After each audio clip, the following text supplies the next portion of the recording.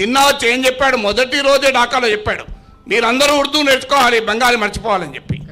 అందువల్ల తీవ్ర బెంగాలీ భాష సంస్కృతిని అతి భయంకరంగా హింసాయుతంగా అణిచివేస్తే బంగ్లాదేశ్ విమోచనోద్యమం నడిచింది. అందువల్ల భాష మతము మన దేశంలో విశ్వాసము చాలా బహువిధమైనది, వైవిధ్యమైనది. ఈ వైవిధ్యమైన ఆహార అలవాట్లు చూడండి, ఒకరి మాంసాహారం తింటారు, ఒకరు శాకాహారం తింటారు.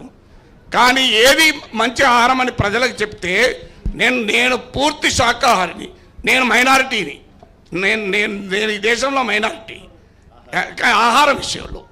అందువల్ల ఎవరి ఆహార అలవాట్లు వారు. సో అందువల్ల ఎవరి సంస్కృతి సంప్రదాయాలు వారు. మీకు ఒక ఉదాహరణ చెప్తాను. తెలంగాణలో మేనమామ తండ్రితో సమానం. పెళ్లి కూతుర్ని మంటపానికి మేనమామ తీసుకొస్తాడు, కానీ ఆంధ్రలో మేనమామను పెళ్లి చేసుకుంటారు. ఇద్దరు తెలుగు వాళ్ళే, ఇద్దరు హిందువులే. సాంప్రదాయంలో ఎంత తేడా ఉందో మీరే గమనించండి.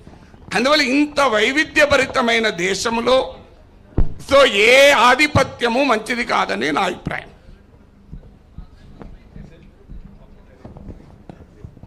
అయితే నాది ఇంకొక ప్రశ్న సార్. ఇంతకుముందు పరిపాలన అనేది మతం ఆధారంగా కాదు, ధర్మం ఆధారంగా జరగాలి, ధర్మం అని చెప్పేసి అందరూ మాట్లాడుతున్నారు. అయితే ఇప్పుడు అయోధ్య నిర్మాణం ని కొంతమంది వ్యతిరేకిస్తున్నారు, చాలామంది స్వాగతిస్తున్నారు అని నేను అనుకుంటున్నాను. ఎంతమంది స్వాగతిస్తున్నారు? ఎస్. అయితే ఈ అయోధ్య నిర్మాణం అనేది మతం ఆధారంగా జరిగినట్టు మనం తీసుకోవాలా, లేదా ధర్మం ఆధారంగా జరుగుతుందని చెప్పేసి అందరూ మిగిలిన వాళ్ళు మూసు కూర్చోవాలా? సుప్రీంకోర్టు తీర్పు ఆధారంగా జరుగుతుంది కనుక దేని ఆధారంగా జరుగుతుంది అర్థం కావడం లేదా అండి? సుప్రీంకోర్టు తీర్పు చెప్పింది కదా, ఇంకా వివాదం ఎక్కడిది? ఇంకా దాన్ని ఎవరైనా వివాదం చేస్తే అంతకు మించిన తప్ప ఇంకోటి లేదు. కానీ రామమందిర నిర్మాణ సందర్భంగా నా కోరిక ఏంటంటే, రామాయణంలో శ్రీరామచంద్రుడు ఏ సమున్నతమైన విలువలకు ప్రతీకగా నిలిచాడో ఆ విలువల గురించి కాస్తంతన ప్రచారం చేయండి.